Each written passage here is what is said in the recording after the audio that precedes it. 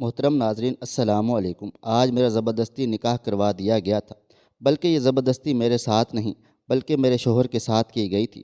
میں تو بہت زیادہ خوش تھی اور اب مطمئن سی اپنی سیج پر بیٹھی اپنے دولہے کا انتظار کر رہی تھی۔ میری آنکھوں میں مستقبل کے سپنے تھے اور دل میں اس وقت گہرے جذبات ابھر رہے تھے۔ میں اپنے شوہر کی محبت میں سرشار تھی اور اس وقت بھی بے چینی سے اس کی منتظر تھی۔ مجھے پتہ تھا کہ میں اپنی محبت اور وفا سے اسے اپنا بنا لوں گی اور اگر وہ مجھ سے ناراض ہے تو میں اسے منا لوں گی۔ اسی سوچ میں مطمئن تھی۔ اب تو آدھی رات ہو چکی تھی اور ابھی تک اس کا کچھ اتا پتہ نہیں تھا۔ مجھے تھوڑی سی بے چینی ہونے لگی، لیکن پھر ایک دم سے دروازے پر کھٹکا ہوا۔ میں سیدھی ہو کر بیٹھ گئی۔ وہ اندر آنے والا تھا اور جیسے ہی دروازہ کھلا میں نے سر اٹھا کر دیکھا تو میرے پیر تلنے سے زمین سرک گئی تھی، کیونکہ وہاں پر تو میرا نام ریحانہ ہے۔ میں ایک 18 سال کی شوخ اور چنچل سی لڑکی ہوں۔ میں تھوڑی دل پھینک قسم کی لڑکی ہوں۔ مجھے جو لڑکا اچھا لگتا میں اس کے ساتھ بات چیت شروع کر دیتی، دوستی کرتی۔ میں ناولوں کی دنیا میں رہتی، کبھی خط و خطابت کرتی اور کبھی فون کے اوپر اس سے بات کرنے لگ جاتی تھی۔ ہم دو چار ہر بار باہر کسی ایسے کیفے میں ملتے جہاں پہ کچھ دیر بیٹھ کر کچھ کھا پی کر ہم اپنے اپنے گھر کی راہ لیتے اور پھر میں دو چار تحفے وصول کر کے اسے چھوڑ دیا کرتی تھی۔ مجھ سے زیادہ دیر تک ایک شخص کے ساتھ بندھا نہیں جاتا تھا۔ جب بھی مجھے اس سے زیادہ اچھا اور خوبصورت شخص ملتا تو میں اس کی طرف مائل ہو جاتی تھی۔ مجھے خود اپنی عادت پسند نہیں تھی، کیونکہ اس طرح لوگ میرے کردار کو غلط سمجھتے۔ حالانکہ میں اپنے آئیڈل کی تلاش میں تھی۔ مجھے ایک ایسا شخص چاہیے تھا جو ہر لحاظ سے مکمل ہوتا اور جو باہر سے بھی خوبصورت ہوتا اور اندر سے بھی اتنا ہی خوبصورت ہوتا۔ اس لیے میں اپنے لیے ایک مکمل مرد کی تلاش میں تھی۔ اسی وجہ سے ہر دوسرے مرد کو اپنا آئیڈل سمجھ کر اس کی طرف لپک جاتی تھی، جبکہ میری یہ عادت اچھی نہیں تھی۔ میں پہلے ایسے کبھی نہیں تھی۔ میں ایک معصوم اور شرارتی سی بچی تھی۔ میں جب 15 سال کی ہوئی تو چونکہ ماں باپ کا انتقال ہو چکا تھا اور بھائی اپنے کام پر چلا جاتا تھا تو میں گھر پر اکیلی رہتی تھی۔ اکثر ہی میں کسی نہ کسی سہیلی کے گھر چلی جایا کرتی تھی۔ اس دوران اپنی سہیلی کے ایک بھائی کے ساتھ میری دوستی ہو گئی تھی۔ اس نے مجھے توجہ دینا شروع کر دی تو مجھے بھی بہت اچھا لگنے لگا تھا اور پھر اکثر ہی ہم گھنٹوں بیٹھ کر باتیں کرتے رہتے تھے۔ اس کی توجہ مجھے اچھی لگتی تھی۔ گھر آ کر بھی میں اسے فون کر لیتی اور ہم فون پر بھی کتنی دیر باتیں کرتے رہتے، اور وہ تو جب وہ لوگ یہاں سے شفٹ ہو گئے اور کسی اور علاقے میں چلے گئے تو تب ہمارا رابطہ ختم ہو گیا تھا۔ وہاں جا کر اس بے وفا نے مجھے ایک بار بھی یاد نہیں کیا تھا۔ میں کئی دنوں تک اداس پھرتی رہی۔ بھائی نے میری اداسی کو محسوس کیا اور مجھ سے پوچھا بھی، لیکن میں نے انہیں کوئی جواب نہیں دیا تھا۔ بھلا میں انہیں کیا بتاتی؟ پھر کچھ عرصے کے بعد جب مجھے میٹرک کی ٹیوشن کی ضرورت پڑی تو میں نے بھائی سے کہہ کر ایک ہی قریبی اکیڈمی میں داخلہ لے لیا تھا۔ وہاں پر میں شام 4 بجے سے 7 بجے تک پڑھتی تھی۔ بھائی شام کو آتے ہوئے مجھے ساتھ ہی لے کر آتا تھا۔ وہاں پر سیکنڈ ایئر کے ایک اسٹوڈنٹ کے ساتھ میری دوستی ہو گئی تھی۔ اکثر آتے جاتے اس نے مجھے مسکرا کر دیکھنا تو میں نے بھی مسکراہٹ کے ساتھ جواب دینا۔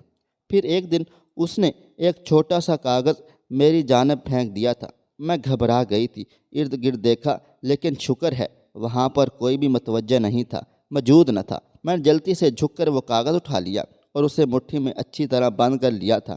گھر آ کر دیکھا تو وہ ایک فون نمبر تھا۔ میں مسکرا دی۔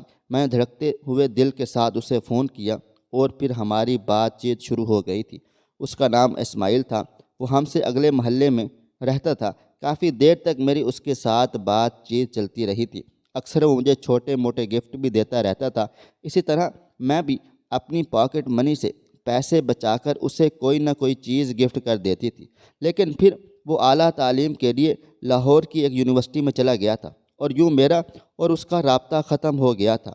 اب تو سالوں گزر چکے تھے۔ میں نے دوبارہ اسے نہ دیکھا نہ سنا۔ کچھ وقت اسی طرح گزر گیا۔ میں نے میٹرک کر لیا اور کالج میں ایڈمیشن لے لیا۔ اب میں فرسٹ ایئر میں تھی اور فرسٹ ایئر میں آتے ہی مجھے آنے جانے کا مسئلہ ہوا، کیونکہ بھائی تو صبح چھوڑ تو آتا تھا لیکن دوپہر کے وقت آنا مشکل ہو گیا تھا۔ اس لیے پھر بھائی نے مجھے وین لگوا کر دی۔ وین والا چھٹی کے وقت سب سے آخر میں مجھے اتارتا تھا، کیونکہ میرا سٹاپ آخری تھا۔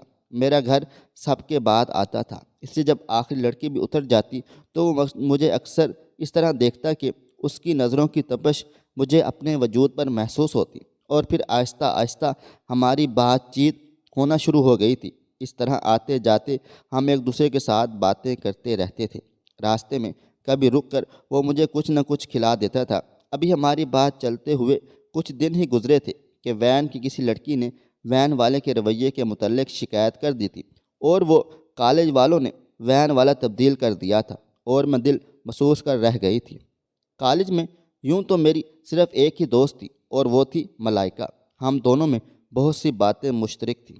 ہم دونوں ہی بچپن سے یتیم تھے اور وہ دونوں ہی اپنی اپنی بھابھیوں کی ڈسی ہوئی تھی، اس لیے ہم نے دونوں کی خوب دوستی یاری ہو گئی تھی۔ ملائکہ بھی ایک پیاری اور اچھی لڑکی تھی، لیکن اس کی منگنی پہلے سے ہی اپنے چچا زاد کزن کے ساتھ ہو چکی تھی اور اکثر ہی اس سے ملنے کے لیے کالج سے کلاس بنک کر کے چلی جایا کرتی تھی اور وہ دونوں ایک دوسرے سے محبت بھی بہت کرتے تھے۔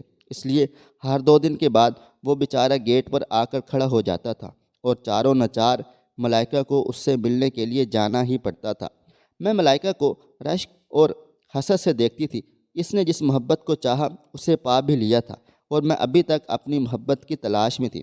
سیکنڈ ایئر کے ایگزام کے بعد اب میں گھر میں تھی اور ہر وقت فارغ رہتی تھی، لیکن بھابھی کو میرا یہ فارغ رہنا بہت برا لگتا تھا، اس لیے مجھے اب فارغ بیٹھے دیکھتی تو کسی نہ کسی کام میں مصروف کر لیتی تھی۔ میں بھابھی کو انکار نہیں کرتی تھی کیونکہ بہرحال وہ ہمارے گھر کی ذمہ داری اٹھائے ہوئے تھی اور بھائی کی محبت تھی، اس لیے میں اسے کسی بھی کام سے انکار نہیں کرتی تھی۔ میرے گھر میں صرف میری بھابھی اور بھائی ہی ہوتے ہیں اور ان کا ایک چھوٹا سا بیٹا شہباز ہے۔ میرے ماں باپ کا انتقال تو کافی عرصے پہلے ہو گیا تھا، میں تب چھوٹی سی تھی۔ بھائی نے مجھے اپنی حیثیت کے مطابق پالا پوسا اور جوان کیا۔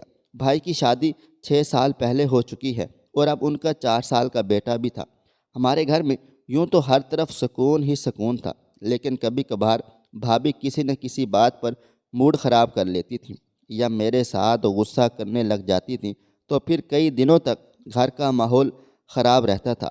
بھائی نہ تو بھابھی کی سائڈ لیتے اور نہ ہی میری، وہ ہمیشہ خاموش رہتے اور مجھے اور بھابھی کو یہی کہتے کہ اپنے مسئلوں کو خود نمٹا لو، مجھے اس طرح میں انوالو مت کرنا۔ یہی وجہ تھی کہ بھابھی کو بھیا کی طرف سے جرأت نہیں تھی، اس لیے وہ زیادہ فساد نہیں ڈالتی تھی۔ لیکن آج تو حد ہی ہو گئی۔ صبح اٹھ کر میں نے اپنے لیے ناشتہ بنانے کچن میں چلی گئی۔ مجھے کالج سے دیر ہو رہی تھی تو میں نے جلدی اپنے لیے چائے کا پانی رکھا اور دوسری طرف انڈا فرائی کر کے سلائس سیک لیے۔ اتنے میں بھابھی چلی آئی اور کہنے لگی، تمہیں صرف اپنی پرواہ ہے اور کسی کا خیال نہیں۔ تمہیں پتہ بھی ہے کہ میری طبیعت ٹھیک نہیں ہے، لیکن پھر بھی تم نے نہ آ کر مجھے پوچھا ہے اور نہ ہی ناشتہ بنا کر دیا ہے۔ تمہارے بھائی بھی بھوکے ہی دفتر چلے گئے ہیں اور اب میں بھی بھوکی بیٹھی ہوئی تھی۔ مجھے تھوڑی سی شرمندگی تو ہوئی کہ واقعی مجھے خیال کرنا چاہیے تھا، لیکن میں نے بھابھی سے معذرت کر لی اور کہا کہ مجھے بھی دیر ہو رہی تھی۔ آج میرا کالج میں ایک بہت ضروری ٹیسٹ ہے، اس لیے مجھے ذرا جلدی ہے۔ لیکن بھابھی کا موڈ بدستور خراب رہا اور وہ اپنے لیے خود ناشتہ بنانے لگی۔ میں نے بھابھی کو ان کے حال پر چھوڑا اور جلدی ناشتہ کر کے کالج کے لیے نکل کھڑی ہوئی تھی۔ کالج آ کر بھی میرے دل و دماغ پر بھابھی کا موڈ ہی سوار رہا۔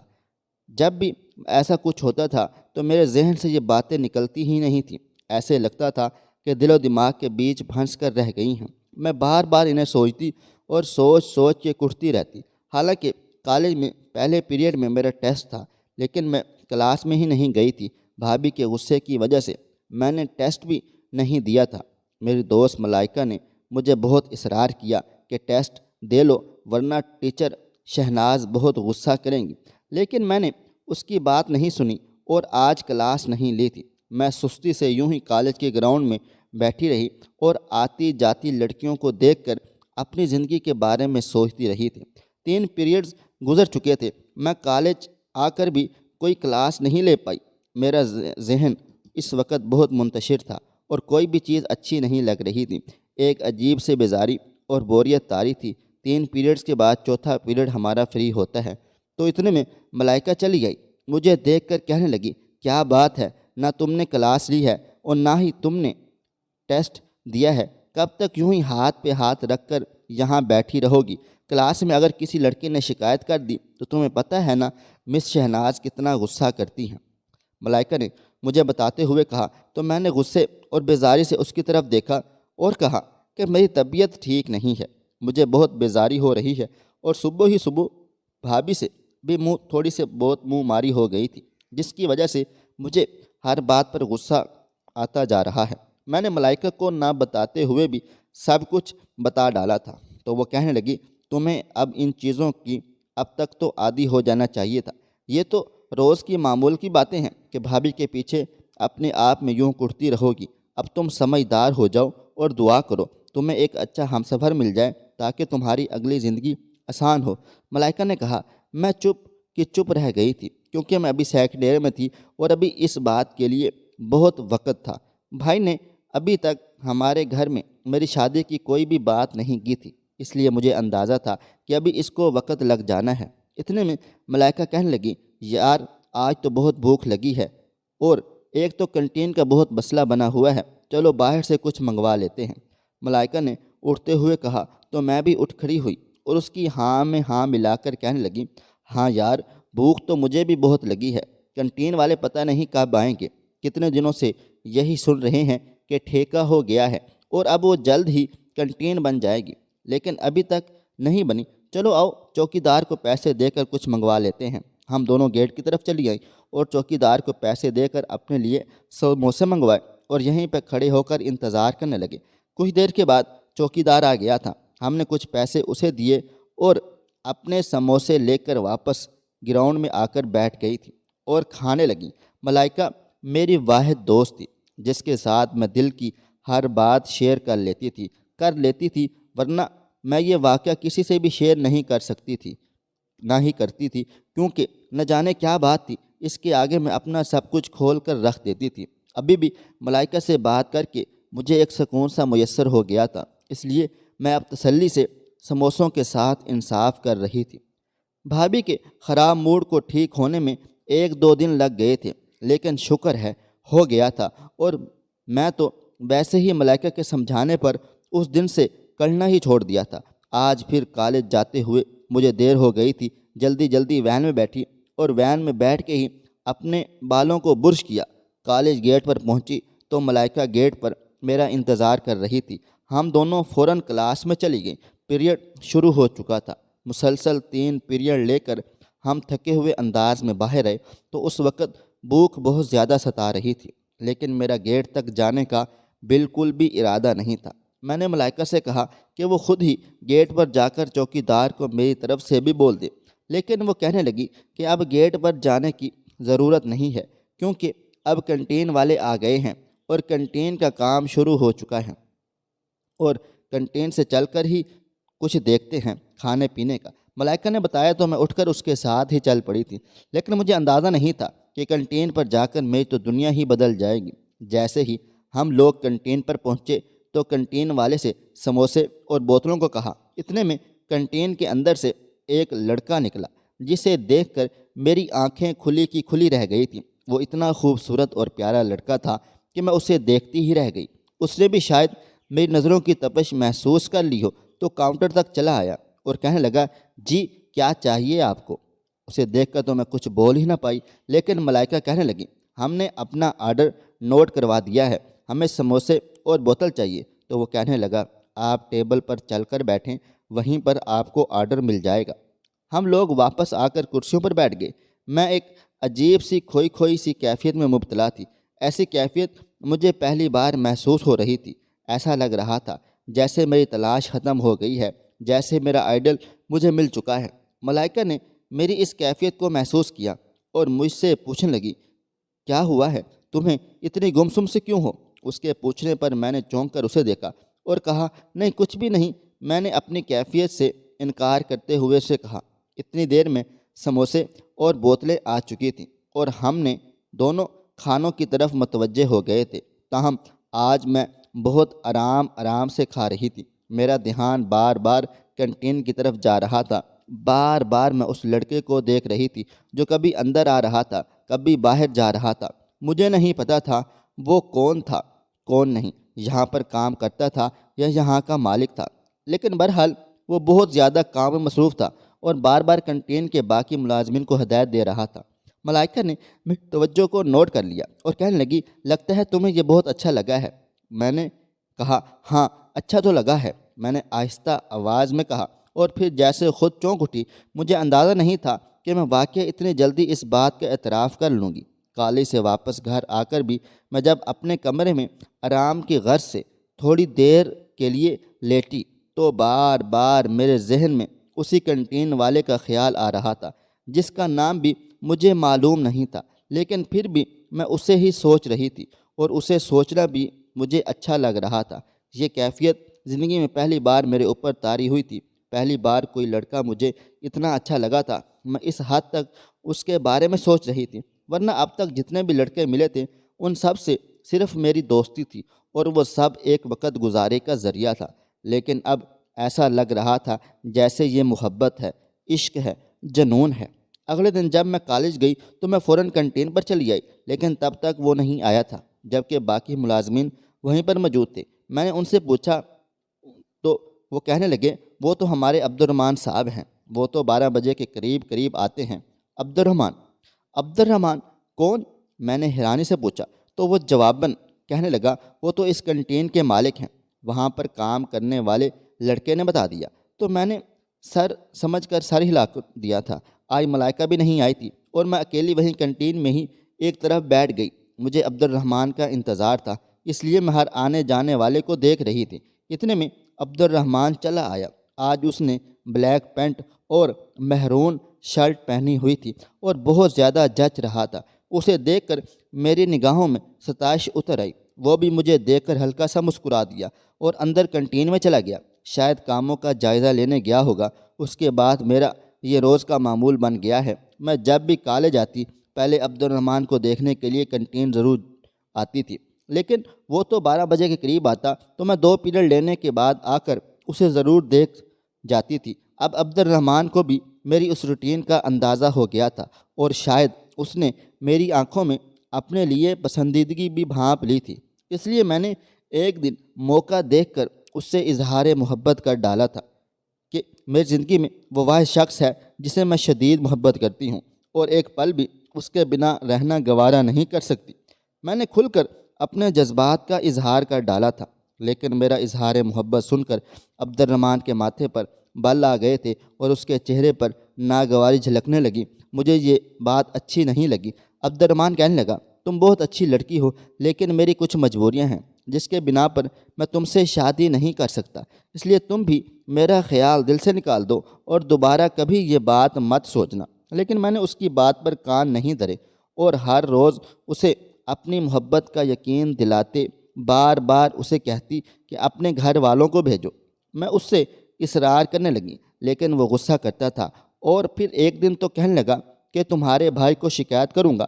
اب اگر تم میرے پاس آئی یا تم نے مجھے مجبور کیا تو میں بالکل بھی لحاظ نہیں کروں گا کہ تم لڑکی ہو، تمہارے گھر شکایت کر دوں گا اور کالج میں بھی پرنسپل سے بات کروں گا۔ عبد الرحمن نے جیسے مجھے دھمکاتے ہوئے کہا۔ میں اسی وقت چپ کر گئی تھی، خاموش ہو گئی، لیکن یہ بات مجھے اندر ہی اندر بہت غصہ دلا رہی تھی۔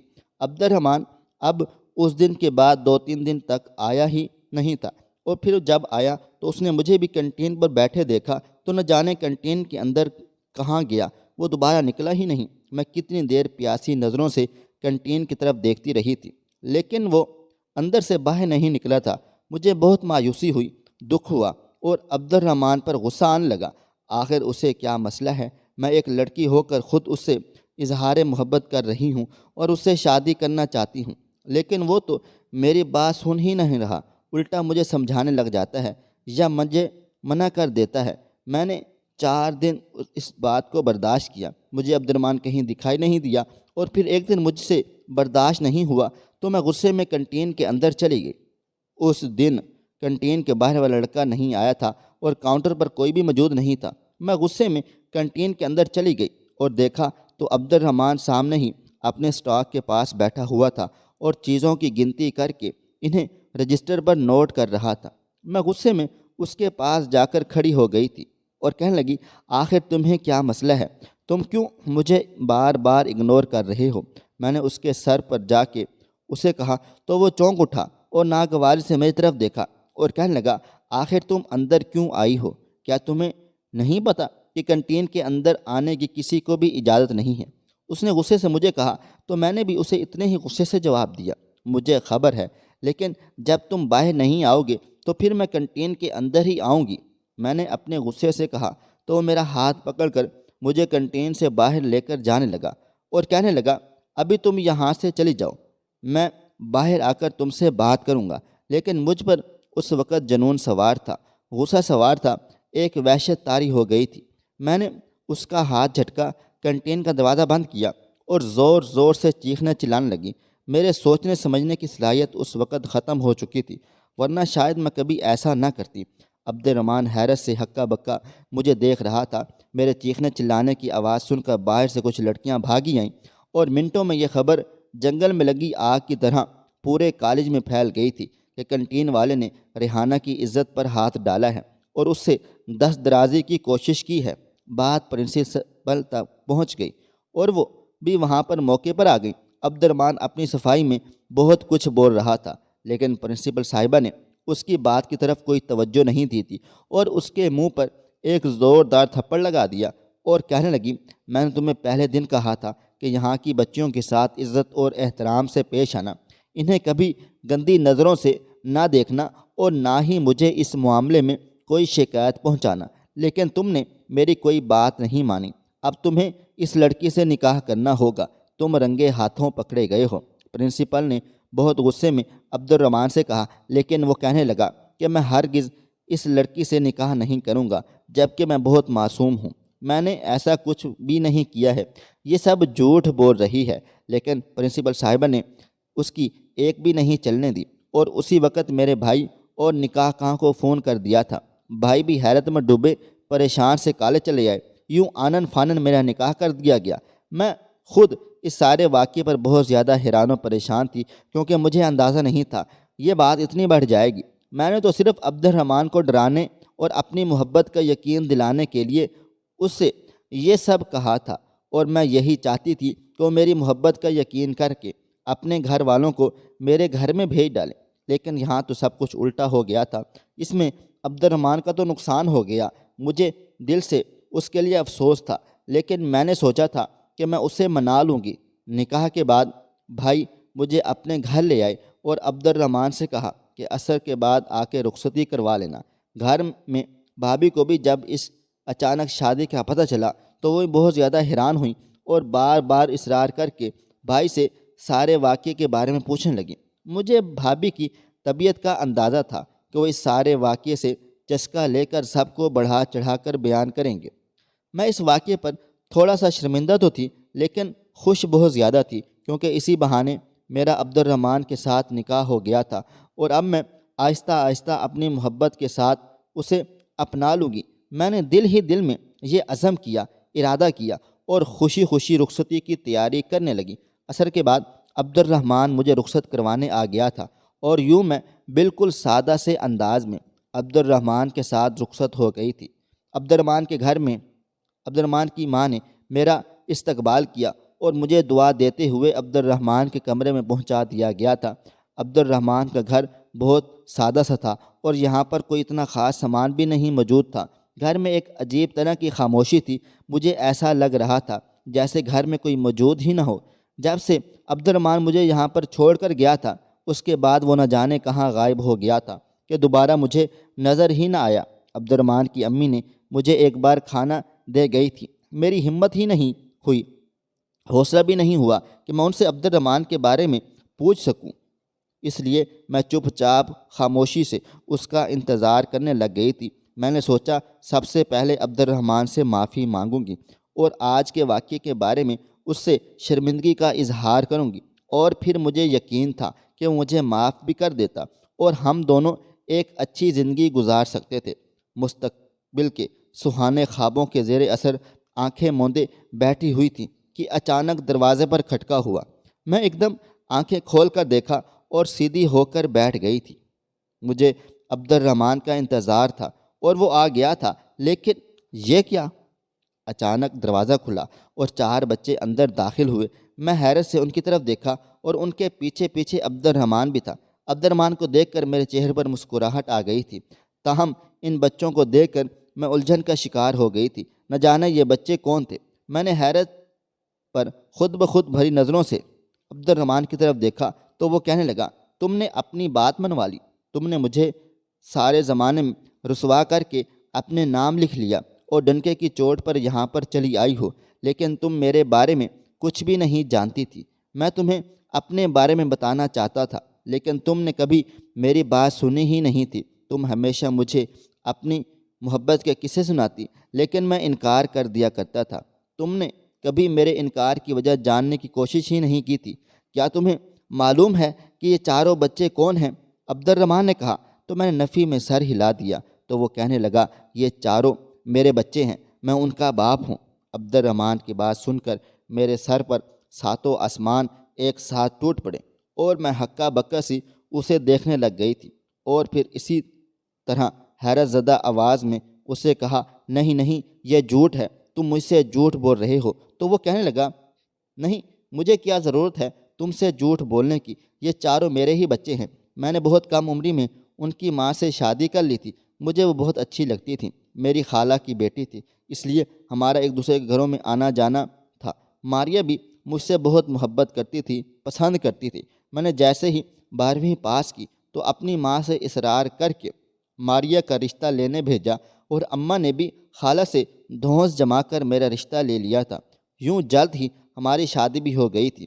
ماریہ ایک بہت اچھی بیوی ثابت ہوئی، ہم دونوں بہت زیادہ خوش و خرم تھے، لیکن ہمارے اوپر نیچے 4 بچے ہو گئے۔ اس کی وجہ سے ماریہ بہت چڑچڑی رہنے لگ گئی تھی، اس کی صحت اور حسن بہت متاثر ہوا، اور گھر کی ذمہ داریوں نے اسے وقت سے پہلے بوڑھا کر دیا، اور میں کمانے کی پریشانی سے اور کاروبار کے اتار چڑھاؤ کی وجہ سے پریشان رہنے لگا۔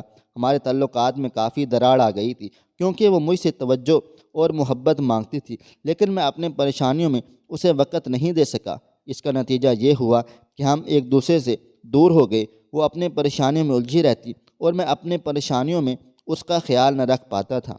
ماریہ آج کل مجھ سے ناراض ہو کر اپنے میکے بیٹھی ہوئی ہے، اور میں اس کے جانے کے بعد اس کی اہمیت کو سمجھا ہوں۔ اس لیے میں بار بار تمہیں شادی سے انکار کر رہا تھا، کیونکہ میں پہلے سے ہی شادی شدہ تھا، اور میں نہیں چاہتا تھا کہ تم سے شادی کروں۔ تم ایک اچھی لڑکی تھی، تمہیں کوئی اور بھی اچھا لڑکا مل سکتا تھا، لیکن تم نے میری بات کو سمجھا ہی نہیں اور خود اپنے ہاتھوں اپنی زندگی کو تباہ و برباد کر ڈالا۔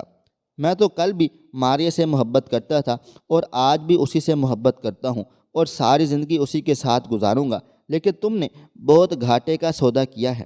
عبد الرحمن نے مجھے ملامت کرتے ہوئے کہا، اور میں اس وقت اتنی شرمسار اور خود کو گرا ہوا محسوس کر رہی تھی کہ اس سے نظریں ملانے کے قابل ہی نہ رہی تھی۔ عبد الرحمن کمرے سے اپنے بچوں کو لے کر باہر چلا گیا، اور میں کمرے میں اکیلی بیٹھی کی بیٹھی رہ گئی تھی۔ مجھے اب صحیح معنوں میں اپنے نقصان کا اندازہ ہوا تھا۔ میں نے بنا سوچے سمجھے ایک اندھے کنویں میں چھلانگ لگا ڈالی تھی۔ مجھے بالکل بھی اندازہ نہیں تھا کہ میرے ساتھ آگے یہ سب کچھ ہوگا۔ میں عبد الرحمن کی محبت میں اتنی اندھی ہو گئی تھی کہ اس کے بارے میں کبھی کچھ جاننے کی کوشش ہی نہیں کی تھی، بلکہ وہ گھٹیا حرکت کر کے ہی میں نے اپنے آپ کو بہت گرا لیا تھا۔ مجھے صحیح معنوں میں اس وقت پشیمانی ہو رہی تھی، اور ساری رات اپنا محاسبہ کرتی رہی۔ میں نے زندگی میں بہت ساری غلطیاں کی تھیں، لیکن یہ ایک غلطی میرے اوپر بھاری پڑ گئی تھی۔ مجھے نہیں پتہ تھا اب عبد الرحمن آگے کا کیا فیصلہ ہوگا، وہ مجھے اپنے ساتھ رکھتا ہے یا نہیں، لیکن میں نے دل میں یہ تہیہ کر لیا تھا کہ میں یہیں پر اپنی ساری زندگی گزار دوں گی، جو زندگی میں نے اپنے لیے منتخب کی تھی، اور میں اس زندگی سے پیچھے نہیں ہٹوں گی، بلکہ اب اس کی آنکھوں میں آنکھیں ڈال کر اس کا مقابلہ کروں گی۔ یہ سوچ کر میں کچھ مطمئن سی ہو گئی تھی۔ جاگتی آنکھوں میں ہی ساری رات کٹ گئی، اور صبح ہی خود اٹھ کر کمرے سے باہر آ گئی۔ عبد الرحمن کی ماں کچن میں ہی موجود تھی۔ مجھے باہر آتے دیکھا تو کہنے لگی، بیٹی ابھی تم آرام کرتی، پہلے دن کی دلہن ہو۔ لیکن میں نے ان کی بات نظر انداز کرتے ہوئے ان کے ہاتھ سے آٹے کی پرات پکڑ لی اور کہا، ماں جی، میں آج سے آپ کی بہو نہیں بلکہ آپ کی بیٹی ہوں، اس لیے اب سے آپ کی جو بھی ذمہ داریاں ہیں میں انہیں پورا کرنے کی کوشش کروں گی، اور آپ بے فکر ہو کر آرام کریں۔ مجھے صرف یہ بتا دیں کہ کرنا کیا ہے۔